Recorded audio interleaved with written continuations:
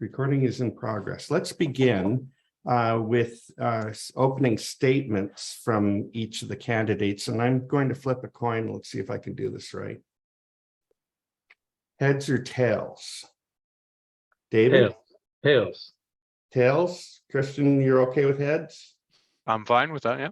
All right, let's see what we have. We have heads. I don't know if you can see that. Yeah. Oh, whatever. Okay, so Kristian, can you begin? I'm going to start the timer right now. Ladies and gentlemen, leaders lead. They lead by inspiring those around them while assisting those to achieve their utmost potential. They work towards a brighter tomorrow relative to today.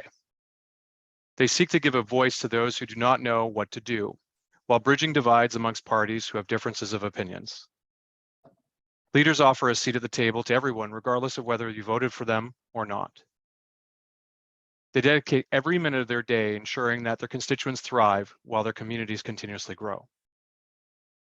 What we've seen over the last decade has not been leadership, rather a select group of politicians who've chosen their personal agendas over our collective advancement. Today, this all changed. Today is a new day for our township as we come together to say no to cynical agendas, no to identity politics, and no to the status quo. Over the next few years, it's going to be a bumpy ride. Changes will be made and policies will be tweaked. However, in the end, we'll look back with hindsight and see just how far we've come along. We'll look back and say, how did we accept that? And why didn't we vote for change sooner?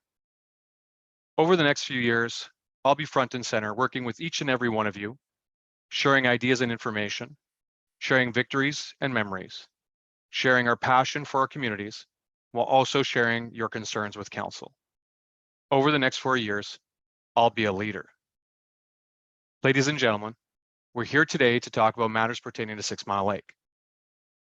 We may also hear questions from the floor by other community members within our ward. I, like many watching today, are deeply concerned with the status of our lake, including issues such as gross floor area, garbage, and water quality. I echo those concerns.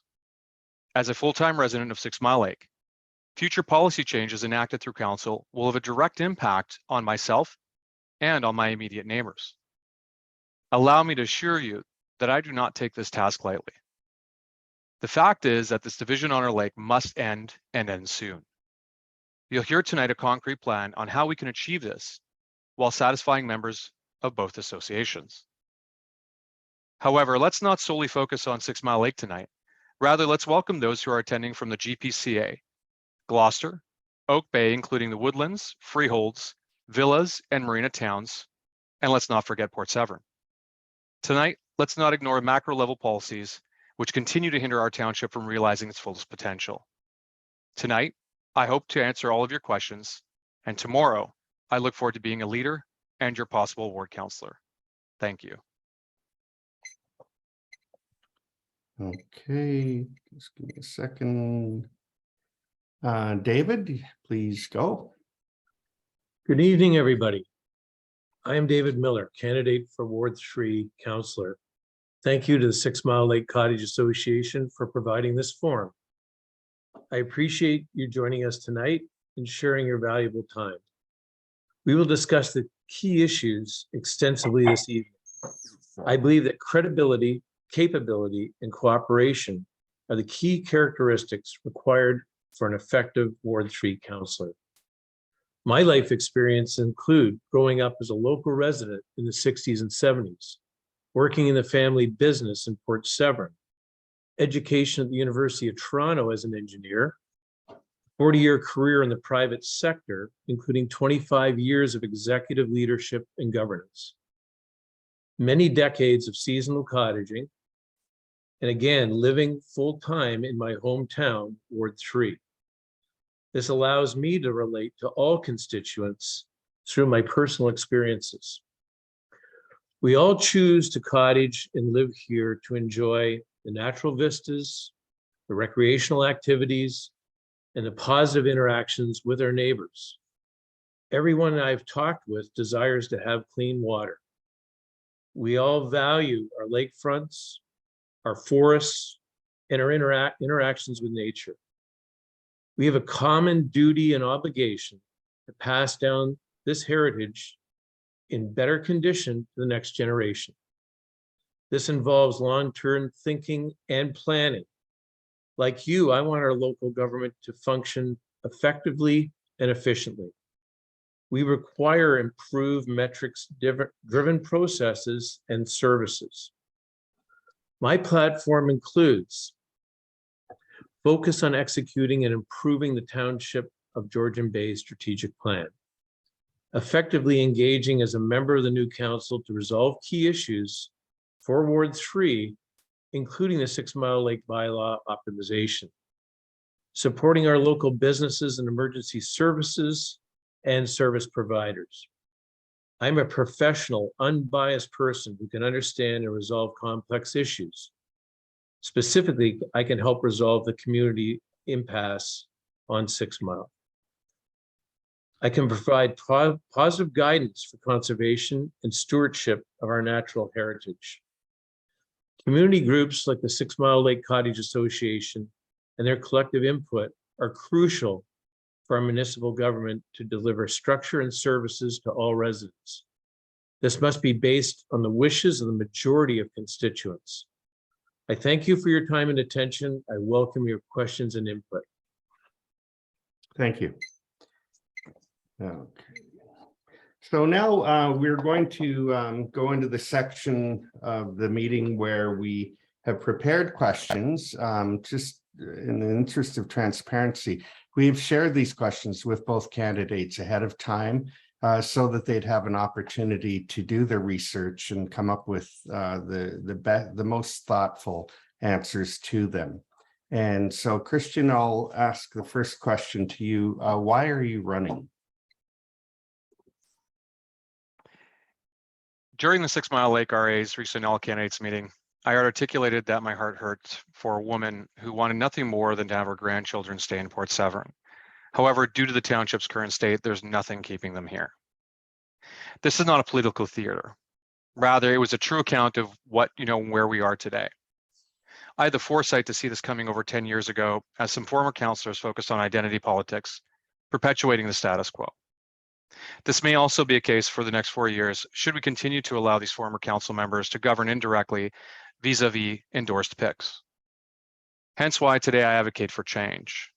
Change that allows our township to rebuild its credibility amongst its ratepayers. Change that will usher in a new wave of councillors who are accountable and respondent to their needs and/or concerns. A councillor who leads out in front with a high bias for action, and a councillor who has the hindsight can say that he or she did an excellent job within our community and our lakes for the future. Thank you. Okay.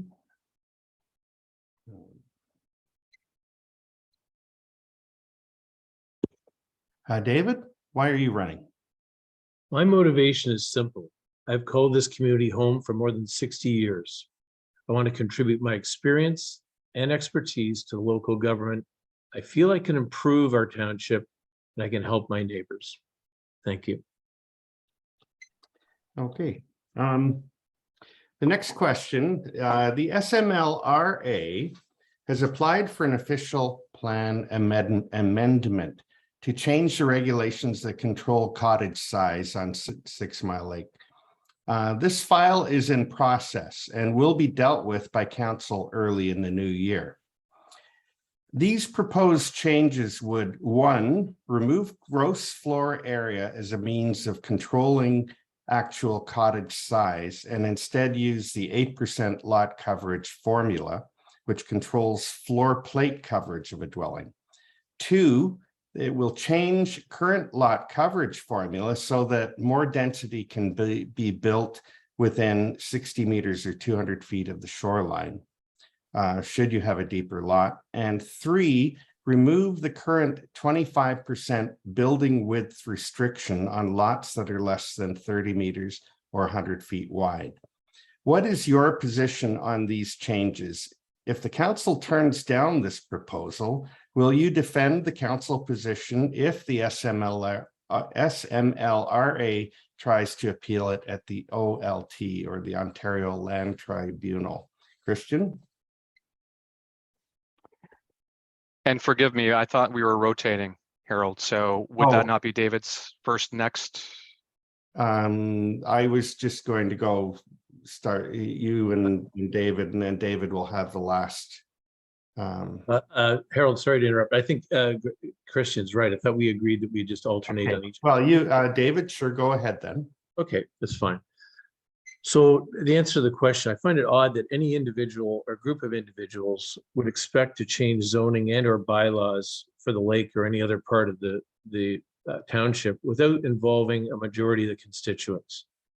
Any such application needs to be data driven with full disclosure of the percentage of constituents supporting the proposal. Having said that, I feel a clear formula driven solution to dwelling size limits that is linked to wastewater treatment and regulation makes sense versus discrete caps. Setbacks, lot coverage, vegetation protection need to be carefully reviewed and enshrined in any new bylaw. Generally, a smaller lot means a smaller footprint. In terms of the town's position on the OLT, the town is compelled to protect its bylaws and governance, and I would support that. Thank you. Okay. Kristian? On October 11, 2016, the Township of Georgian Bay imposed an interim control bylaw, which was intended to study issues that developed as a result of the 6 Mile Lake Community Plan. Council passed an interim control bylaw extension for an additional year on September 11, 2017. To date, no official report was released regarding their findings. At the township's request in the summer of 2019, the 6 Mile Lake and 6 Mile Lake Ratepayers Alliance, the 6 Mile Lake Cottage Association and Ratepayers Alliance collaborated with each other to submit survey questions to the planning department. The Township of Georgian Bay requested the residents respond to these questions, which pertain to GFA, law coverage size, etc. The findings confirmed that the majority of 6 Mile Lakers sought to amend the community plan, allowing for changes which would be less restrictive. To David's point, they did vote on this.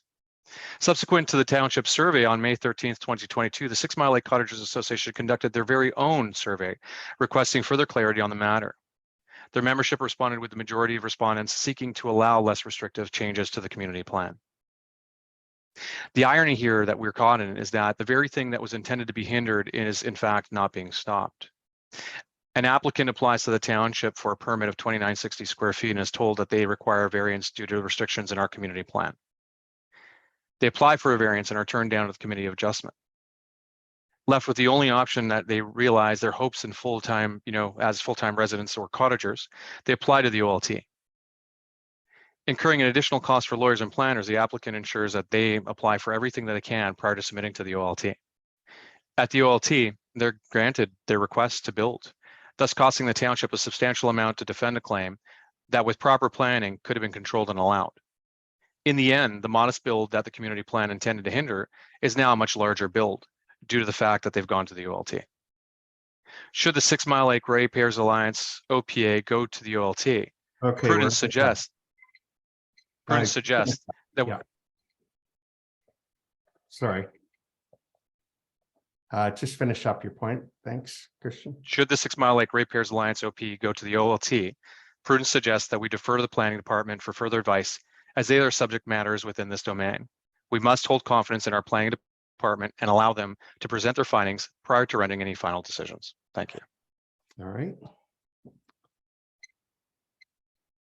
Over the last year and a half, the SMLCA has repeatedly tried unsuccessfully to negotiate with the SMLRA over this proposed plan.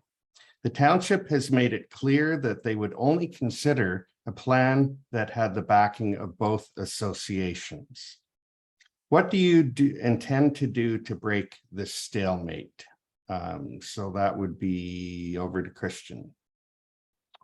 Yeah, thanks, Harold. A similar question was asked at the SMLRA's candidate meeting as well. Allow me to reiterate my position.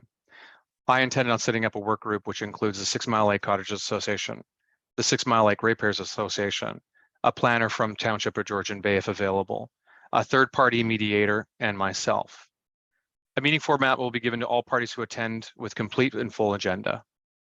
Meeting minutes will be released at the end of each meeting to the public. Should a party opt not to attend, the meeting will continue without them, and the opportunity to contribute will be lost unless the reason for not attending is valid, such as an illness, COVID, etc. Once all parties have come to an agreement, a communique will be released to all residents of 6 Mile Lake, allowing for public input directly to council. Planning will proceed with any and all instructions, after which 6 Mile Lake can finally put this to rest. The working group will be reinvited back each year to revisit any changes and fine tune accordingly. As Thomas Hobbes once said, a government's job is to create order. Without it, there could only be anarchy. Thank you. All right. David, over to you.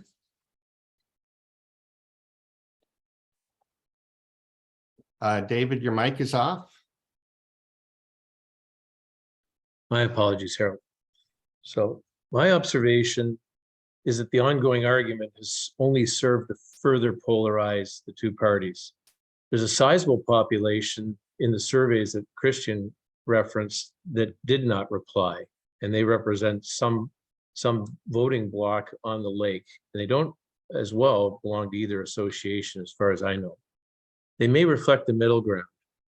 A series of mediated sessions is going to be required that involves all three groups, along with clear disclosure of the number of members in each group and the position that they're taking. I feel that I'm certainly a more neutral and objective person to observe and participate in these debates. A mediator is a wise choice. Somebody who's professional at doing this, I think, is a good step. I think we need a series of steps in the community plan and in the bylaws to migrate to a better place. I don't see this happening easily or naturally in one step. Clearly, we're seeing a generational change and an evolution of life on the lake.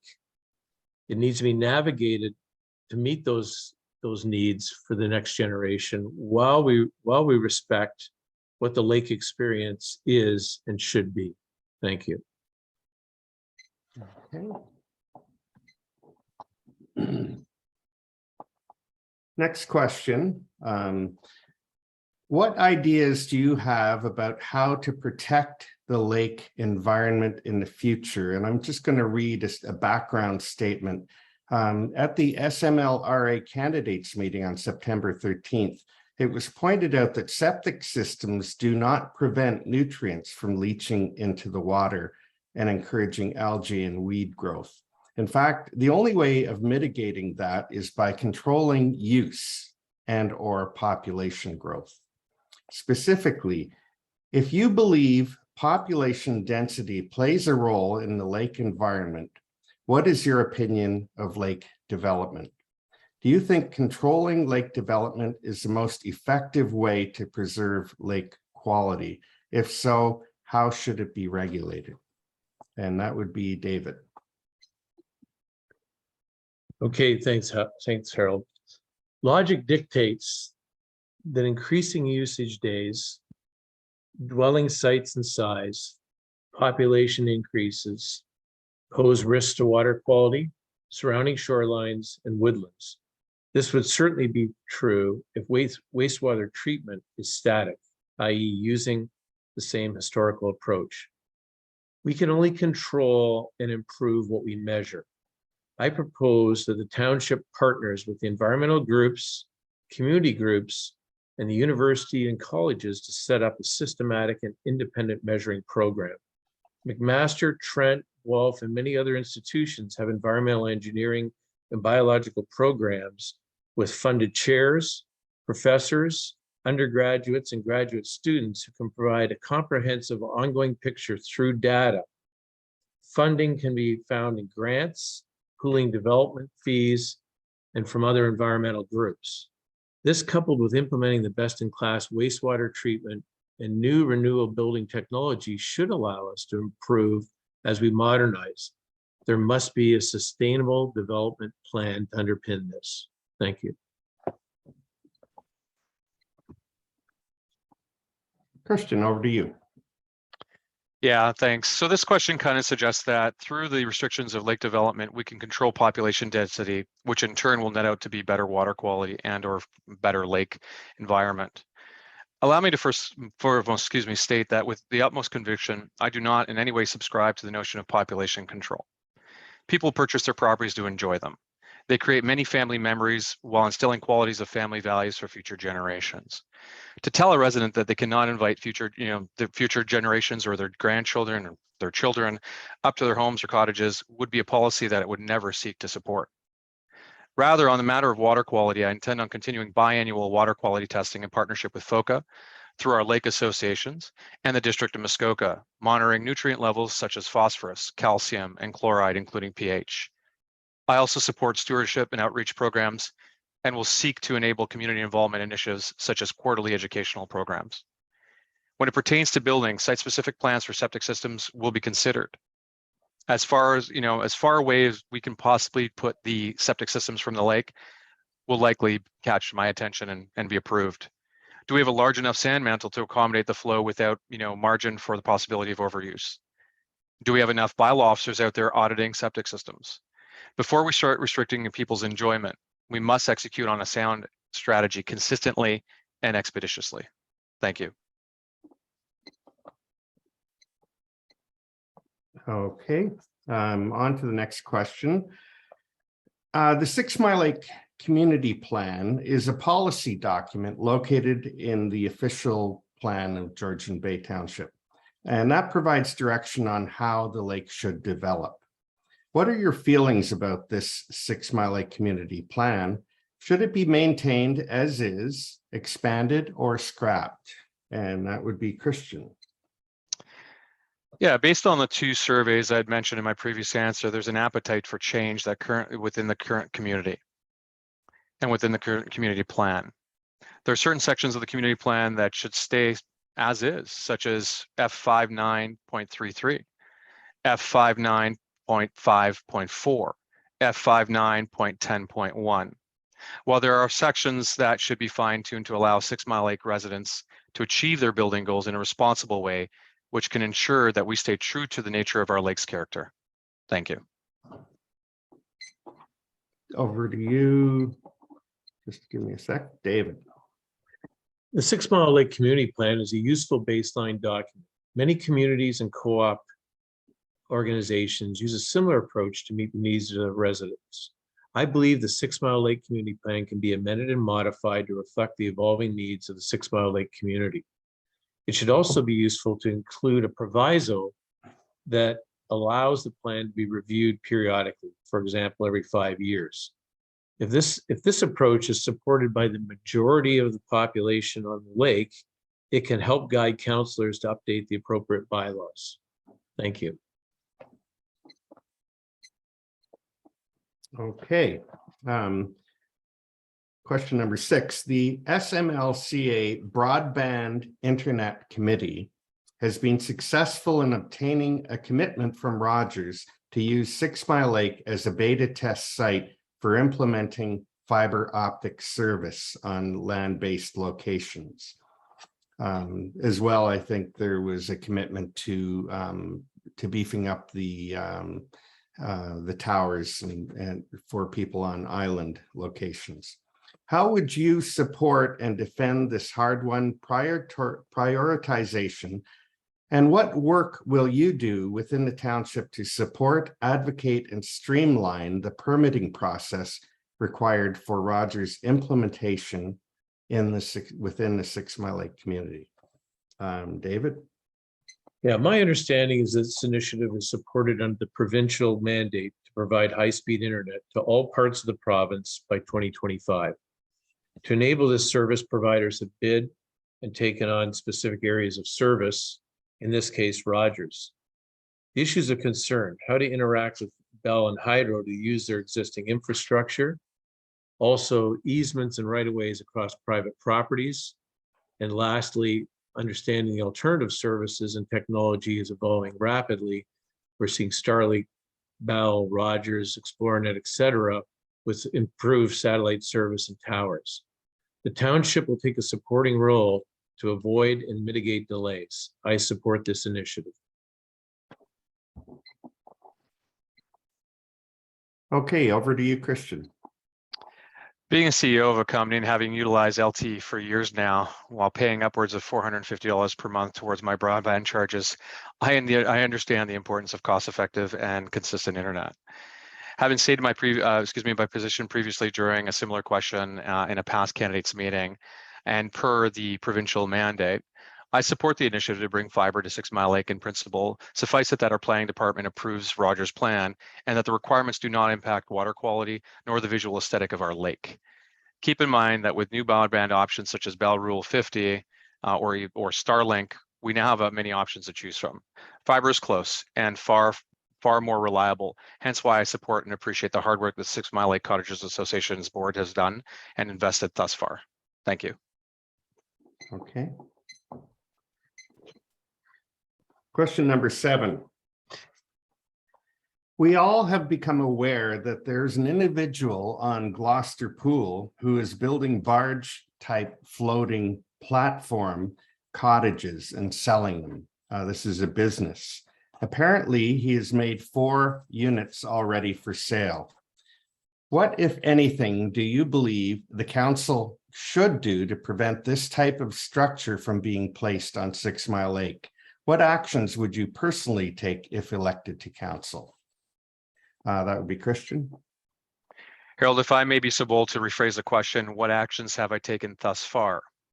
Many of the pool are already aware that I've had and held a conversation with our Minister of Natural Resources, the Honorable Graydon Smith, while I've also had a lunch meeting, have a lunch meeting scheduled with our federal MP in Ottawa.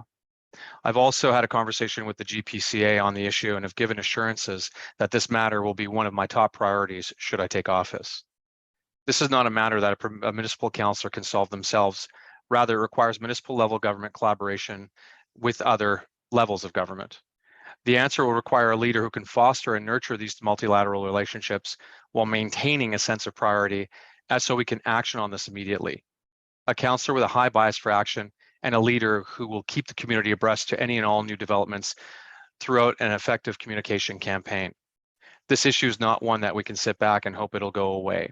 As such, we must stay focused while executing on a pragmatic mitigation strategy prior to ICE Out 2023. Thank you. Over to you, David. I have visited and met a majority of the constituents and neighbors and taxpayers across Ward 3, including Georgian Bay, Little Lake, Gloucester Pool, and 6 Mile Lake. I have yet to hear anyone who supports or agrees with this floating container idea or agrees with the use of public waterways or land. In fact, the opposite reaction is the case. This individual is abusing his neighbors, the environment, and the taxpayer purely for profit. Is neither funny nor clever. The district, neighboring municipalities, provincial and federal bodies need to work relentlessly to stop this abuse. Personally, I've engaged with the public and private action groups to prevent this abuse from spreading. Thank you. Okay. Question number 8. Some have expressed the opinion that a councillor on 6 Mile Lake or in Ward 3 can only effectively represent 6 Mile Lake if they live on the lake. What is your opinion on this matter, David? Based on my campaigning and door-to-door discussions, I believe most people want to dial down divisive behavior and focus on moving forward in a positive direction. Furthermore, there's a desire for fresh, objective eyes and ideas. Ward 3 is my home. I have close friends on 6 Mile Lake and across Ward 3, which is geographically quite small. I am the most neutral, capable, and objective candidate to take on and resolve the issues. With deep love and respect for 6 Mile Lake and Ward 3, and I'm committed to professionally represent the constituents. Thank you. Over to you, Kristian. Let's look at this objectively. Currently, we have a councillor who represents Ward 4 living on Georgian Bay. We also have a councillor who represents Ward 2, also lives on Georgian Bay. We have a district councillor for Wards 2 and 4, who again lives on Georgian Bay. We have a district councillor, Brian, who lives on Hillstride Drive, thus bringing his understanding of Oak Bay and Port Severn to council. And we have a local emphasis on local, of course, and an inland lake councillor for Ward 1, Stephen Predko. What we may not have is an inland laker for, councillor for Ward 3, representing the best interests of 6 Mile Lake and Gloucester. For those who are unaware, my colleague lives on Georgian Bay. This begs a rhetorical question. As we already have 3 councillors representing Georgian Bay's interests, why would we require another one? Allow me to put it differently. Who better to understand the issues on Long Lake, Pratt's Roads, for either of the marinas, 6 Mile Lake, and pool water quality, and the contentious and omnipresent issue of building? My colleague went so far as to cite incorrect results today and in a previous meeting with respect to his understanding of 6 Mile Lake wide survey being openly corrected in a 6 Mile Lake Ratepayers Alliance All Canadians meeting. Does he have neighbors who are impacted by a change in policy? Will he have to live with those changes should they be changed for the worst? Inland lakes require a ward councillor who understands the unique nuances that result from being an inland lake. Hence why having an inland lake councillor will be far more beneficial and effective for the best interests of both the pool and 6 Mile Lake. Thank you.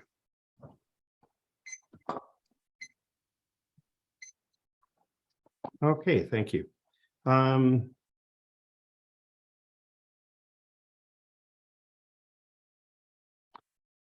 Question number 9. Assuming that in order to bring about any effective change on council, you need to have all or the majority of the councillors on side, how do you intend to be effective on council? Oh, sorry, Kristian. Yeah, thanks, Harold. Many ward councillors and candidates throw around the notion that they can easily develop relationships with their peers. Yet when push comes to shove, they do not attend nor support events hosted by the same peers. Being an effective ward councillor requires the ability to be diplomatic and cordial amongst their peers while holding a strong resolve for their constituents' best interest. After all, this is business, not an old boys social club. I've already hosted numerous conversations with my peers, such as the mayor, our district councillor, and have been meetings scheduled for tomorrow with the Ward 1 councillor, Stephen Predko. I've spoken with Stephen Jarvis recently and had numerous conversations with Peter Cooper and Al Hazelton. Respect and trust are earned, not assumed. I intend on offering my peers both while nurturing long-lasting relationships with each councillor over the long run. In turn, my policies of respect with a strong resolve will net out dividends for my ward constituents. Thank you. Okay, over to you, David. Yes, thank you, Harold. This is the defining question for this election. 5 councillors and the mayor were acclaimed, 1 new councillor included in the acclamation. It is obvious that a successful Ward 3 councillor must be able to cooperate, and persuade and influence the other members of council to resolve issues for Ward 3 and the township in general. Since submitting my candidacy for Ward 3 councillor, I've established a positive working relationship with the existing councillors and the mayor. I will continue to earn their respect and support our agenda to improve the township. I have more than 25 years experience doing this very thing as a corporate executive. I know how to do this, and I will be effective. Thank you. Okay. Question number 10. It has been said that money is being wasted by Georgian Bay Township in defending appeals that go to the OLT, Ontario Land Tribunal. Do you feel the township should be defending these appeals? If they don't defend their decisions at appeal, do you think that sends a message that people can do whatever they want? Discuss your suggested solution to this problem. Thank you, David. It is fundamental that the township defends its right to govern. Anarchy and chaos are not a solution or an option. We need to fundamentally support the vast majority of our neighbors who follow the rules. Appeal files need to be reviewed against the backdrop of why the township was not successful. Inconsistencies and a lack of clarity need to be addressed, along with the weaknesses of the township's arguments. The township needs to win the majority of these appeals to stop these actions from occurring. Thank you. Over to you, Kristian. Yeah, it's a known fact that the township has been fiscally irresponsible. OLT defenses that otherwise should have been approved at the council or COA level are just one of many fiscally irresponsible policy decisions. Having stated previously, by bringing planning and building requirements back into a harmonious state, we can mitigate the costs associated with the lost OLT claims while rebuilding our while rebuilding our perception amongst our ratepayers. I'd like to say that township gives a black eye to those who seek to build legally and within our building framework. The permit process is adversarial at best, and our credibility is at an all-time low. If we were to look at our neighbors to the south, Severn, their variance applications are substantially less than ours, thus saving the township money and allocated to lawyers and planning consultants. This money in turn can be earmarked for a leash-free park at Baxter, or for those in Oak Bay, or for events such as summer camps for kids in Port Severn. As for the message it sends to those who seek to build illegally, this issue can be fixed simply. Their fine amounts can be a function of the size of building that they went unpermitted. For each square foot without permit, it'll cost you X in fines. If you go over X amount of square feet, your fines per square foot doubles. Plus, you're required to undergo a mandatory septic inspection and possible upgrade. This is the type of litigation I'll support and will ensure that those who seek to take advantage of our building bylaws feel it the next time they go to their banks. Thank you. All right.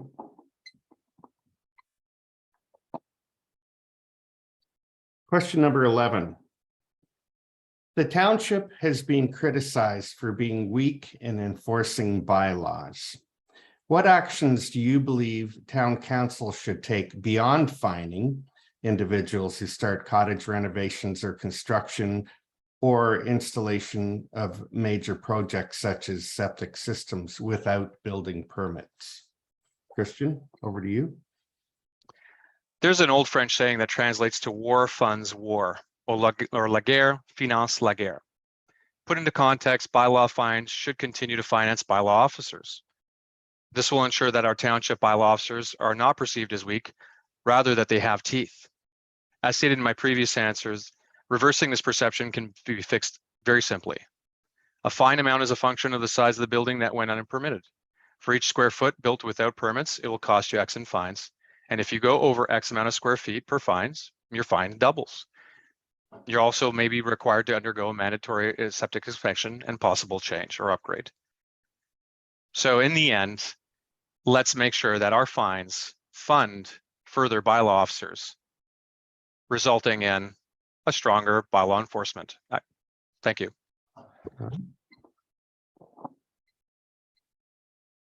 Over to you, David. We need to start with individual behavior. Our leaders and counselors must set the example by supporting and complying with bylaws and rules. I personally did 2 projects in the last 10 years. First, replacing our old cottage and wastewater system with a modern eco-conscious installation. We then added a new detached garage about 5 years after the first project.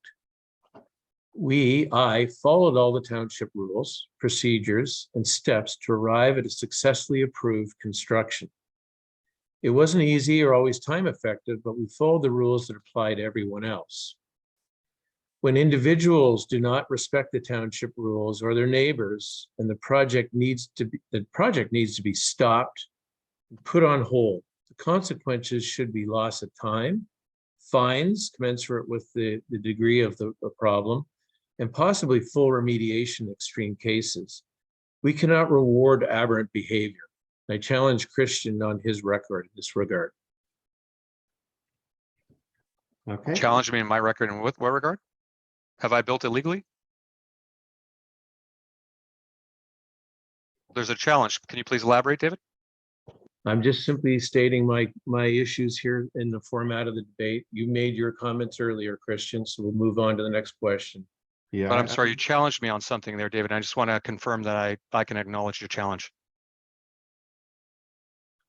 Just challenging you to meet the same criteria I met. Okay. Well, thank you. All right, we'll move on.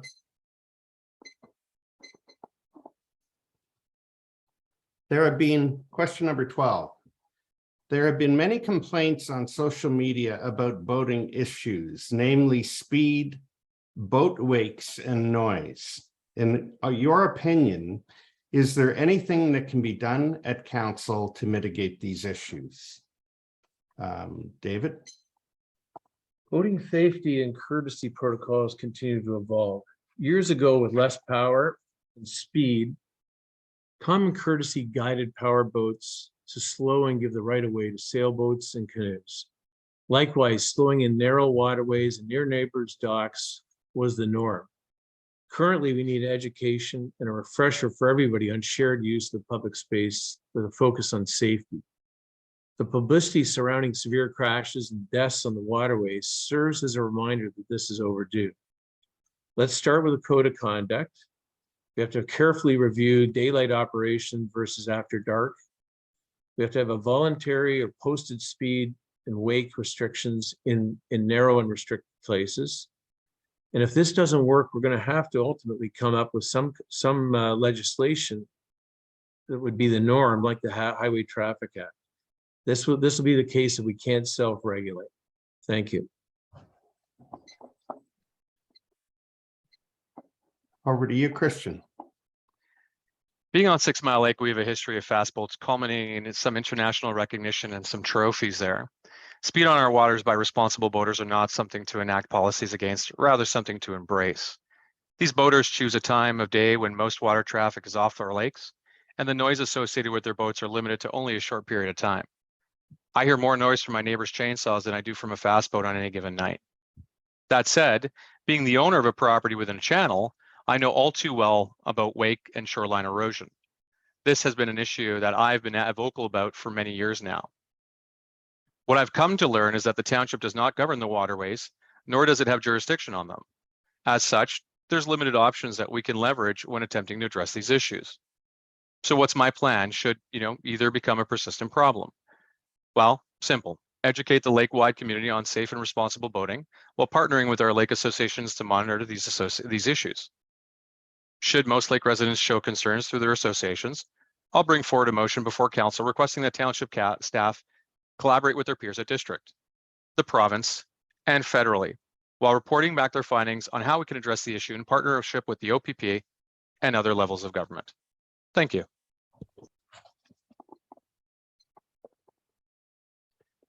Okay, question number 13. Solid waste or garbage removal is another continual issue in the community. Do you have any suggestions as to how these problems can be reduced? Over to you, Kristian. At the present time, the District of Muskoka is seeking to eliminate bin sites from within our township. This would mean that all residents, road or island, who do not currently receive garbage pickup year-round will have to drive their garbage to the Baxter transfer station. The problem with this approach is the impact that it may have to campers and or day trippers who do not wish to pay for garbage removal. By eliminating a means to throw away garbage easily and for free, we're likely to see a drastic increase in garbage being left at Crown campsites and throughout our ward. Rather than eliminating bin sites, my plan for garbage is to maintain the certify the current sites while reducing unnecessary waste in our bins, thus reducing the total amount of our weight being dumped. This can be done by subsidizing kitchen counter composters, which are currently being piloted within our township, while increasing recycling participation through education and ease of use. Additionally, I advocate for key fob program at locked bin sites while maintaining small garbage bins outside of the locked compounds for day trippers and campers to use when they dispose of their garbage. We must also address the added costs that our ratepayers are paying for household items such as brooms, mops, and old appliances. As they've already paid for their fair share in taxes, they should not have to pay twice for the same service. This is simply a means to double tax, which must stop. Thank you. Okay, over to you, David. The district and township are currently reviewing solid waste management. Key issues include island properties versus marinas, summer pickup versus the bears and animals, winter season, day of the week pickup versus the cottagers going home typically on a Sunday or a Monday. I've not seen the financial analysis yet, but I believe the fenced in bulk bins with fob keys codes makes sense to me. The number of units can be adjusted seasonally, as can the frequency of replacements. The roadside pickup isn't very efficient in our township, and I'm not sure I can support that going forward. I do believe that we got to work through the numbers and reduce the cost of our trash and waste management. Thank you. Okay. Question number 14. Excuse me. Light pollution is a growing concern on the lake and across the township, despite the fact that there is a bylaw in place. There are still complaints about residents stringing lights up on their shoreline. Please share your opinion on whether there is a need for further regulation or enforcement of the current bylaw. David? Lighting for security and safety needs to be addressed first as an educational issue. Often as we migrate from cityscapes to cottage country, folks are used to all-night illumination. As time passes and familiarity increases, light usage typically decreases with a focus on safety of coming and going in certain critical areas. Commercial properties and public lighting tend to be the big contributors. Off-hour dimming or shut off is a big opportunity. Neighborhood groups can be effective in educating and talking to neighbors. I think education is the key principle. Enforcement may be required in extreme cases, and we certainly need to ask the folks first to eliminate the unneeded decorative lighting. Thank you. Over to you, Kristian. The reality is the term light pollution is subjective and hard to measure. As such, how do bylaw officers apply enforcement strategies consistently? With that said, the reality of the matter is that light is a byproduct of our standard of living. If it's not hindering water navigation or posing a safety risk to lives, should a constituent have a concern with neighbors' lights, they're welcome to contact me directly for further investigation. I'd be there within 10 minutes to take a look. Naturally, this would be done anonymously to ensure that the concerned party is not compromised. Should the matter require bylaw officer's assistance, then one will be requested and dispatched to the property where the lights may be excessive. That said, it's a very slippery slope when we try to apply too much control over subjective and non-measurable issues, as other neighbors may feel that the concerned party's lights are also too bright and may report them as well. With some foresight, we can imagine how this issue may never end. Education is also a great way, and safety is paramount in this answer. Thank you. Okay, question number 15. What is your opinion about short-term cottage rentals? How do you think the potential problems with them can be mitigated? Kristian? Having canvassed each inch of our ward, I've only come across a few people who felt so strongly towards the term rentals. All other constituents seem to be accepting of short-term rentals. Suffice it that their home or the homeowner or property owner takes accountability for the tenants and the rents to vetted and quiet guests. To ensure that this is the case, I, along with Brian Bocek, discussed this in detail over a breakfast. During that conversation, I proposed that we permit short-term rentals by requesting a refundable deposit while having the owner sign off on a township rental agreement, which transfers all accountability for all damages caused by their rental backed onto the owner. 2, control occupancy levels by passing a bylaw which caps occupancy to 2 people per bedroom. 3, request the township staff study whether a minimum amount of days by law will be effective in mitigating partying cottages. Although I do not own any short-term rentals in Canada, nor do I have plans to in the near future, short-term rentals do contribute to the microeconomy, driving revenues for people like the Port Severn General Store, the Honey Harbor General Store, and other small local businesses. Eliminating them entirely may have a profound effect on homeowners and retail businesses. A responsible and controlled approach to short-term rentals can be achieved with the right policies, such as those that I've just outlined. Thanks.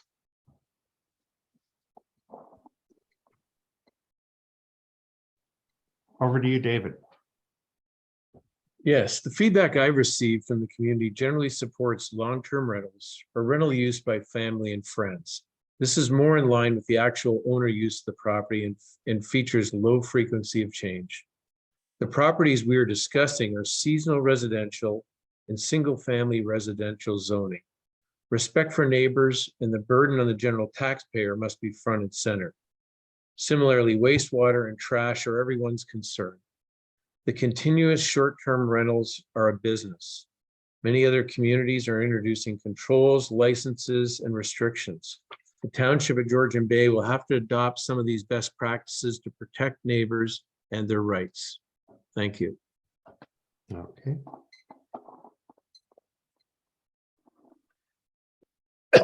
Excuse me. Final question, number 16. There's a serious challenge for water access residents living on the Severn River in the township of Georgian Bay. Specifically, there is no landing or parking lot for them to get to their homes. Their only option is to use the Big Chute Marina, but limited hours of operation are problematic, not to mention having to pay $25 each time they come and go, as well as problems with guest parking. Parks Canada has a public ramp and dock, but this has been closed ever since 2020. Considering all other areas within the township with water access cottages have municipal ramps and parking lots, what will you do to help the residents of Severn River if elected? And that was David. Yeah. Thanks, Harold. The township cannot compel a private enterprise to adjust their business model. This puts us back to looking at what we can do with the resources that are either municipal or federal or provincial. I would favor the approach of working with the Trent Severn Waterways and Parks Canada to overcome their issues of using the public ramps, resolving issues of insurance, parking, and up to including liability waivers of the users are likely issues that we have to overcome. Each waterway should have a public access point, and reasonable public parking needs to be made available. Thank you. Over to you, Kristian.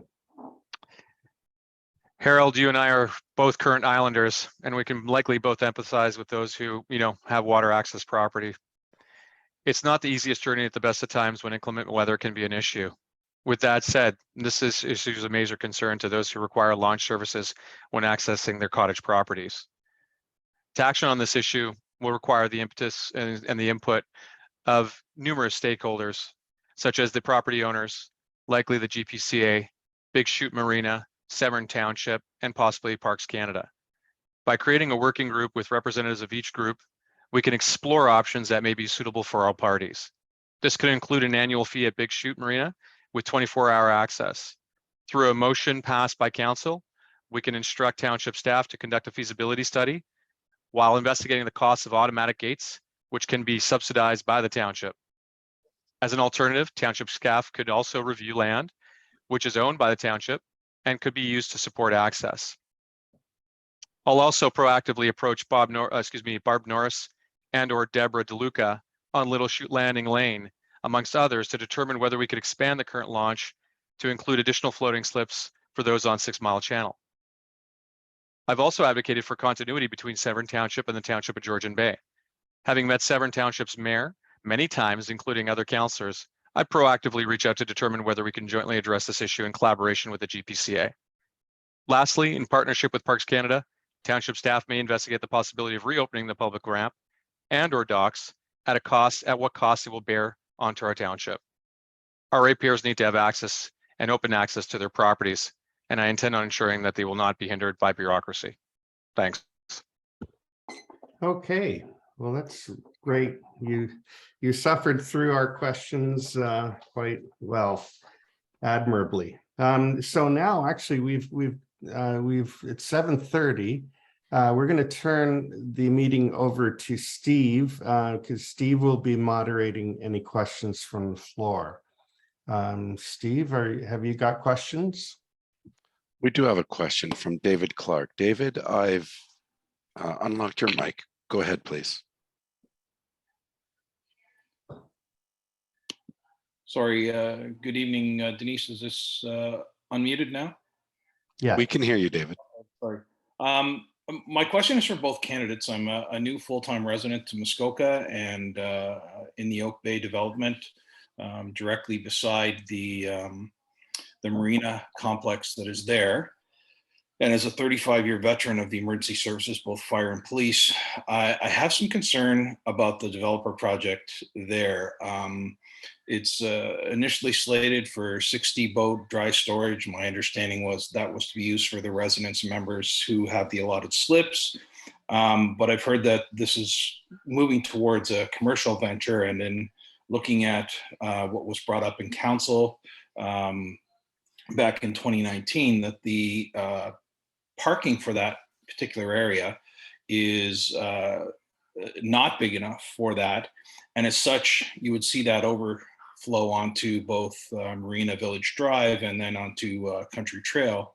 And those roads are very narrow. And I know firsthand, trying to drive a fire truck down those, and also an ambulance, that it's hard on the best of days, and in the wintertime with snow removal, etc., it gets even worse. So my question is for the candidates: what steps will they take to ensure that we will have adequate emergency service vehicle access within the community in relation to response to both the townhomes and the existing Woodlands area?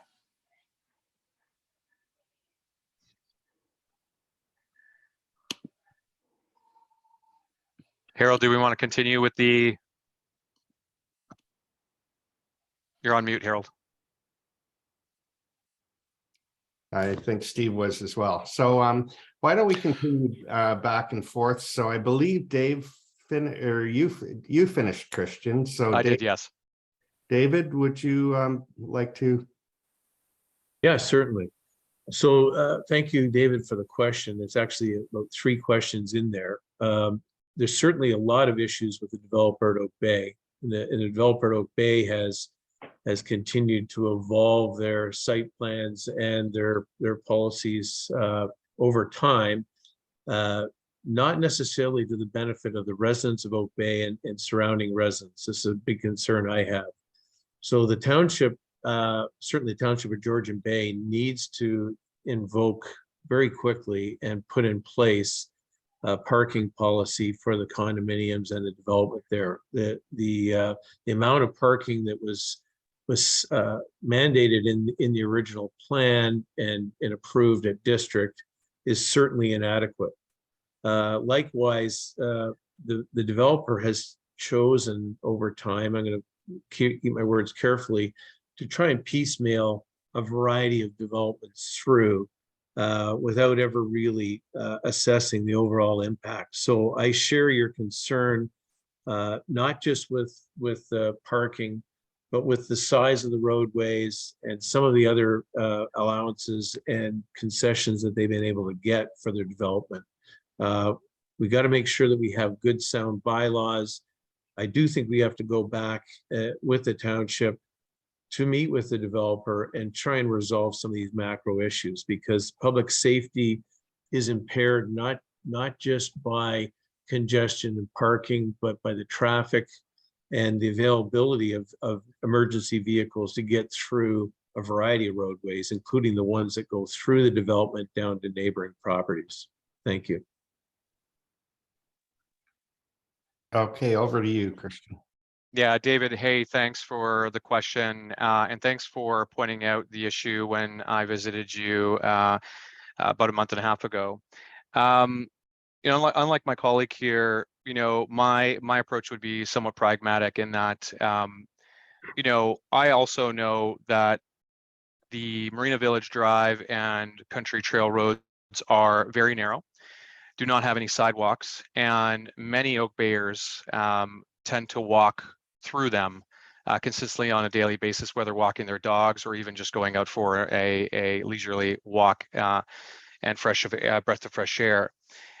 So my plan would be to review what was approved by district at the time that Oak Bay had applied for the build, revisit whether or not we can open up a dedicated lane and or road driving into the Marina Village area, because ultimately having first responders travel through the 2 narrow roads, along with the boat traffic that will likely come with the marina as it continues to scale up and ramp up.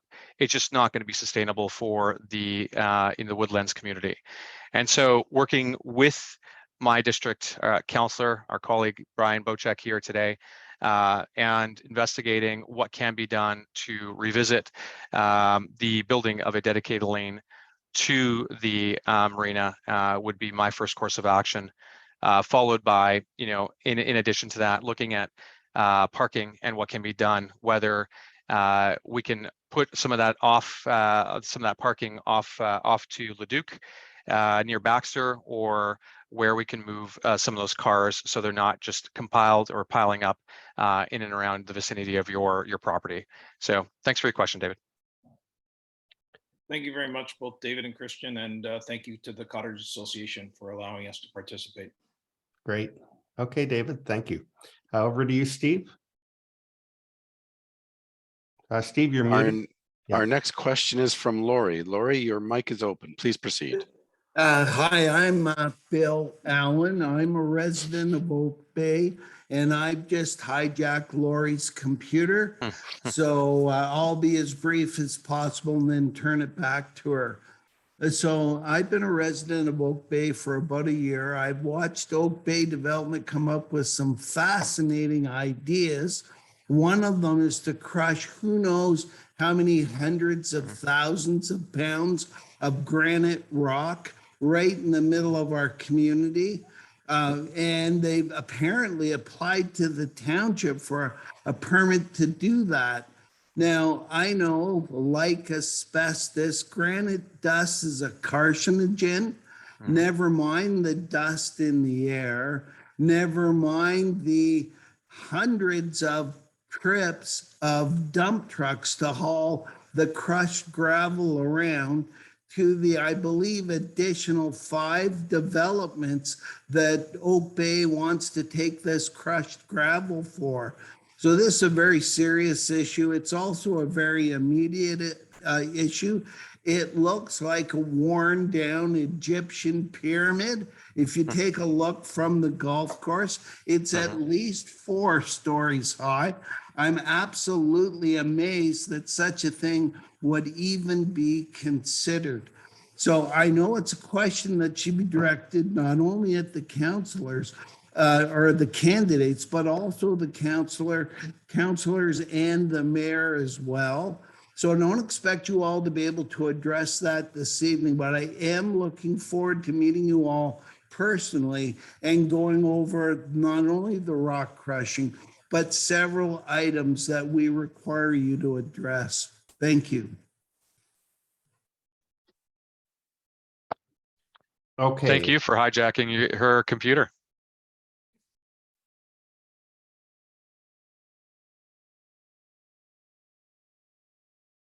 Guys, do you want me to answer it? Harold, Or? you're on No. mute. Yeah, no, I was on mute. I'm sorry. Laurie, I think Kristian is scheduled to answer that. Yes, and so absolutely, it's a carcinogen. One can see firsthand the damage that can be done to our lungs when we look at the dust that becomes, or the dust particulate rather, that becomes airborne and lands on cars. Take your finger and just go ahead and run your finger along a car's surface, and you'll see how much it scratches that paint. I agree, it's an eyesore to the community, and something needs to be addressed here. However, frankly speaking, I, as your ward councillor, would not advocate for it to be crushed on site. Rather, I would support a bylaw amendment to allow for a quarry to operate so closely to full-time residents and part-time residents, as well as I'd have strong concerns and reservations with respect to the impact it would have on the environment. And as such, I would advocate for the Oak Bay, or Eden Oak, Corporation to take the gravel and that that gravel outside to a processing plant that can do it for them. Alternatively, I'm also aware that they have applied to the OLT, thereby attempting to circumvent the township. Going back to the cost of defending litigations at the OLT, this is a matter that I absolutely would justify as a cost that we need to justify for defense at the OLT. Processing that material on site locally is just not something that I'm prepared to accept. Thank you. Okay, over to you, David. Yes, okay, Bill, thank you for your question. I've personally been aware of this situation as it's evolved. Not only are they trying to get a permit for the new rock crushing zone, but the Oak Bay developer somehow was able to operate a rock crusher over the past 18 months in another location that wasn't within the guidelines or the township bylaws. And in fact, this type of operation is not permitted under the Township of Georgian Bay bylaws or the District of Muskoka bylaws, or in fact, the Ontario aggregate bylaws. Our group of residents here that are direct neighbors of yours have filed a series of letters opposing this, first at the township. Oak Bay has certainly gone around the township and directly trying to bully their way through the OLT. This needs to be defended vigorously, and it's a completely unacceptable behavior. And it does form a pattern of behavior that Oak Bay has undertaken in a variety of ways, bullying residents of the condominium associations on their roads, avoiding doing what they were supposed to do with walkways and trails, and taking amenities out of the original plan. So we do have a kind of a runaway situation here, and the town needs to fortify itself to totally defeat this action, as well as go back and address the developer. They've gone rogue far too long, in my opinion. Thank you. If I can add to mine, Harold, for a moment, the only concern that I have with respect to Eden Oak is a possible MZO. I initially thought that perhaps they. Kristian, what's an MZO?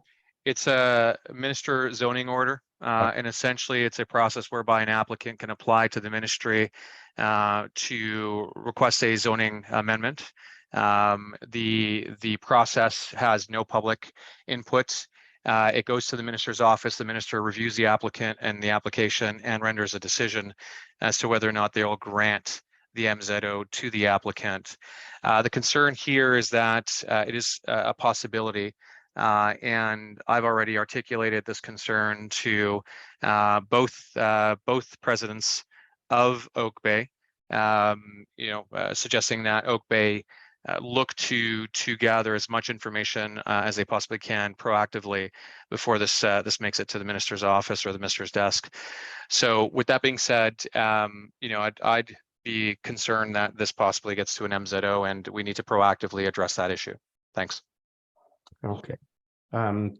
Steve, do you have any other questions? I do. Our next question is from Bruce. Bruce, I've opened your mic. Please go ahead. Okay. Kristian, transparency of information is an important facet in being part of council. It is my understanding that you refused in council to answer councilor's question of how many members Ratepayers Alliance has, a number that the Ratepayers Alliance continues to hide from the public. You also refused to answer my question on Facebook when I asked who the members of the board of the RA were.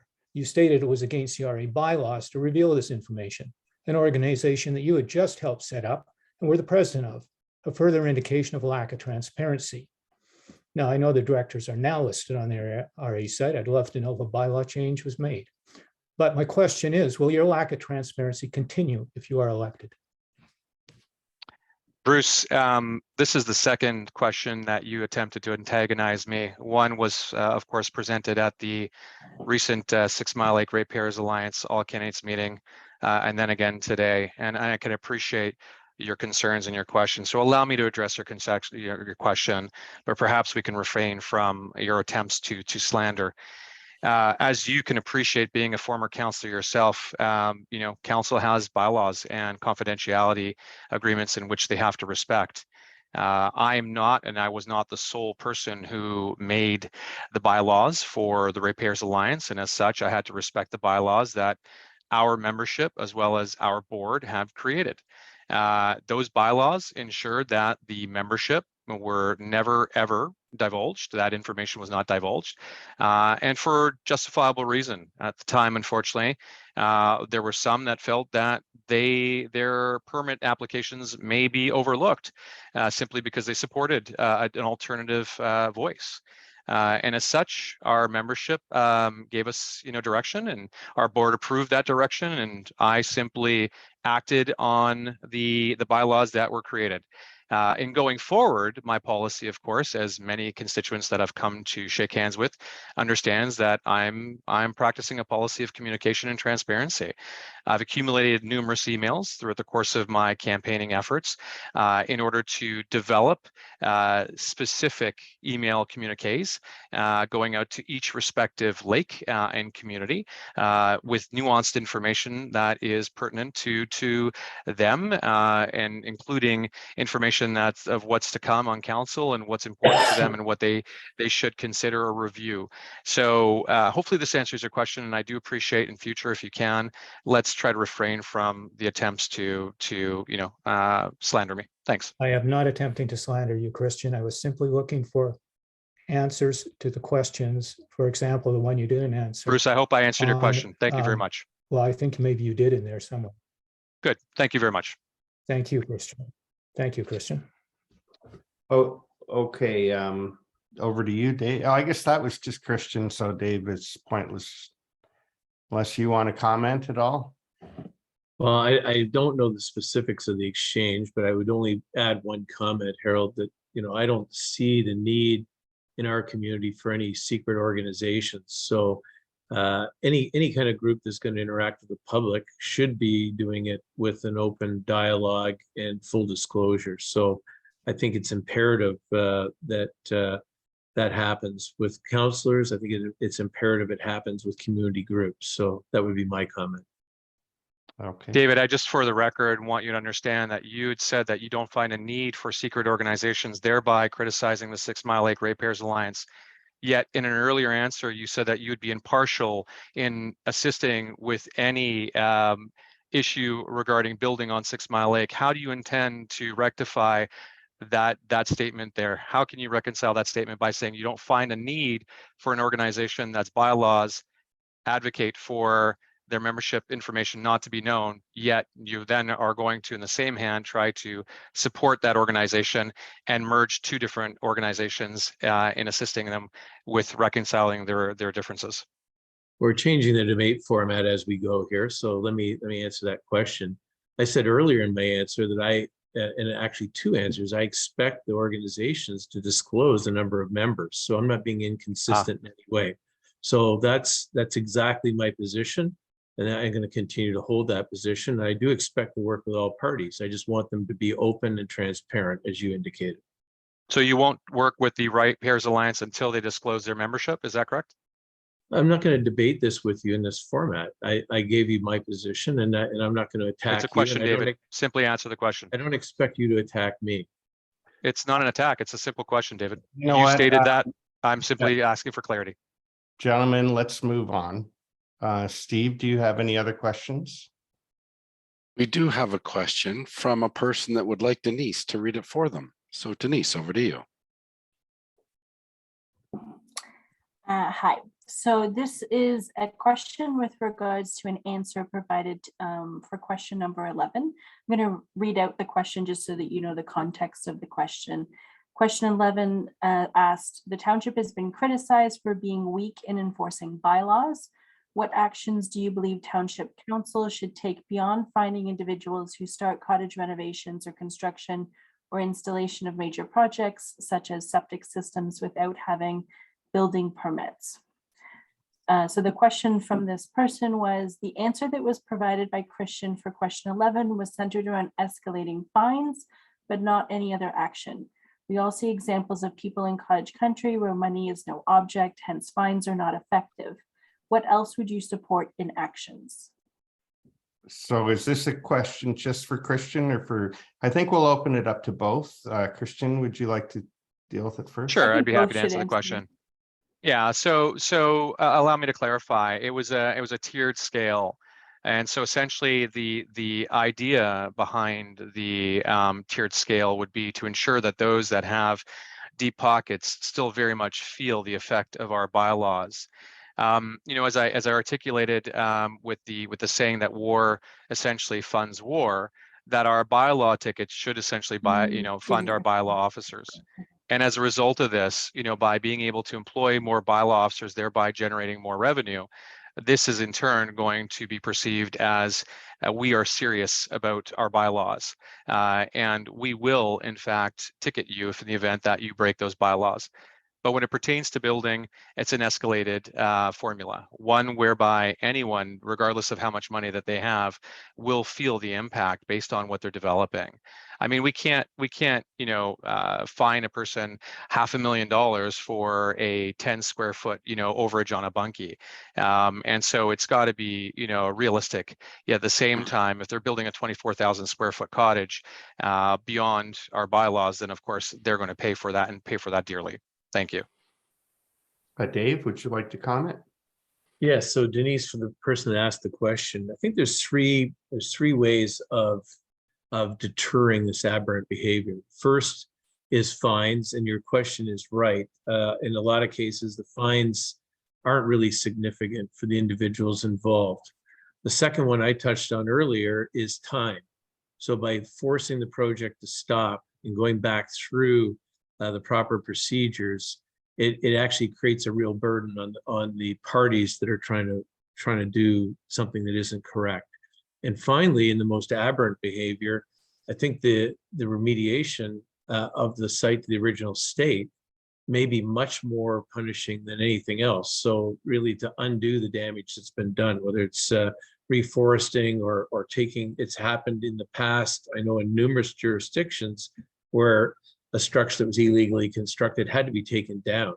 So that represents the most extreme case. But I think all three tools in the toolbox have to be used in some of these more extreme areas. Okay, it's over to you, Steve. And again, I'm going to go back to Denise. Back with me. This is a bit of a continuation on that same question or topic. Mr. Graziano, several of your replies reference more bylaw officers. How many do you envision hiring to cover off all that you expect them to do, and how do you foresee paying them? Well, first and foremost, I wouldn't hire them. Rather, the CAO and our township office would hire them. And how I would envision paying them would be, again, the bylaw tickets would fund the extra headcount. And so the idea here is that the more tickets we write, the more bylaw officers we can hire, the more bylaw officers we can hire, the more tickets we can write, and rinse and repeat. So again, I would not be responsible for hiring unless Greg, you know, approached me and asked me to support him by way of recruitment. But that would be up to Greg and the administration side of our township to determine how many bylaw officers they need. Thanks. Dave, did you want to make any The next comment? question is for Dave. Denise, before that, did you care to comment at all on that, or? Well, just I guess one of the issues is we hire more people and they're being let's say motivated by writing tickets.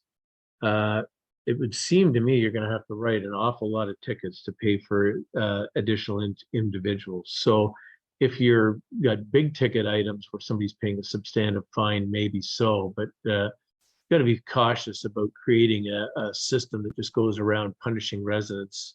And hopefully we're not seeing that many aberrations that we've got to have an army of people going around enforcing it. Thank you. Denise? Harold, if I can just pick up on that, if if a township resident is building a 24,000 square foot cottage well beyond our bylaws, then yes, absolutely, they're going to pay for it. And hopefully that fine will take care of, if not one, perhaps two bylaw officers' annual salary.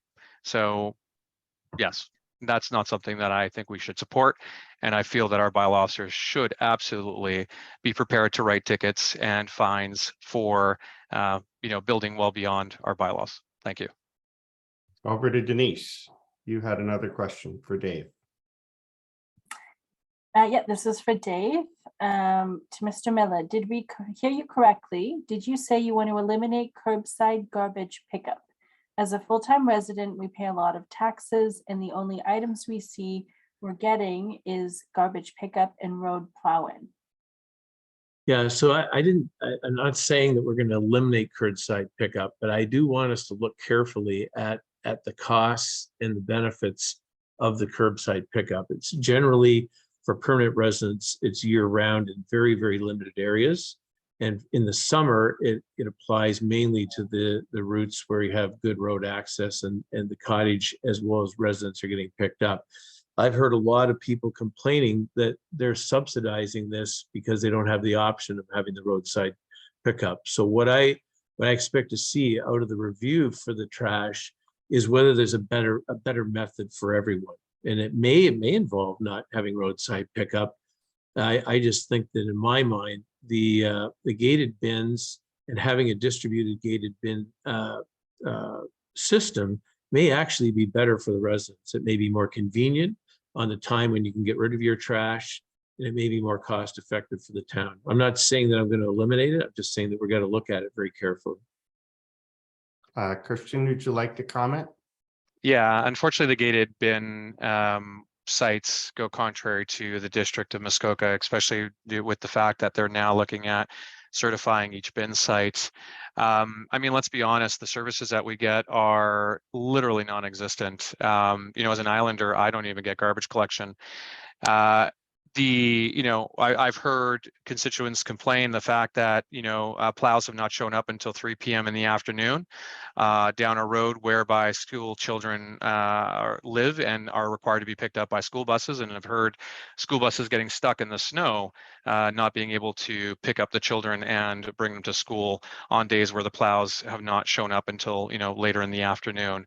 Garbage pickup is horrendous at best in our township. Assumed roads are the only ones that really truly get garbage pickup, whereas most of our roads are unassumed, and as such, they have to either take their garbage to an assumed road whereby there's a bare bin in a cul-de-sac, or alternatively just put it in their car and drive it to Baxter, at which point they're paying an additional cost for brooms and non-bagged items, which again goes back to my comments around double dipping as a tax.